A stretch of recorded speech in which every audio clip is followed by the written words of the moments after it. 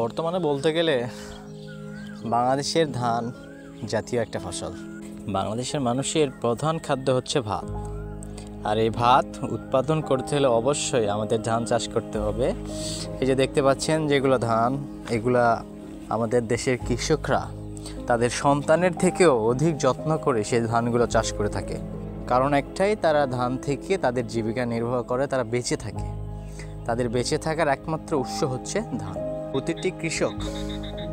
প্রতিটি কৃষক স্বপ্ন দেখে, তারা চায় যে ধানটা যেন ভালো, সুষ্ঠু ও সবল মতো বেড়ে ওঠে, রোগবালাই কম হয়, পোকামাকড় কম লাগে এবং যে হারে ওষুধের দাম ও কীটনাশকের দাম বাড়ছে, সেক্ষেত্রে কৃষকরা হয়তো কোনো একদিন এভাবে যদি বেড়ে যেতেই থাকে, তাহলে হয়তো কৃষকেরা কোনো একদিন ধান উৎপাদন করাই ছেড়ে দেবে।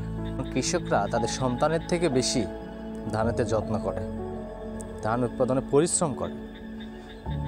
যত পরিশ্রম আছে, যত কষ্টের কাজ আছে, সব থেকে কষ্টের কাজ এই কৃষি কাজ করা।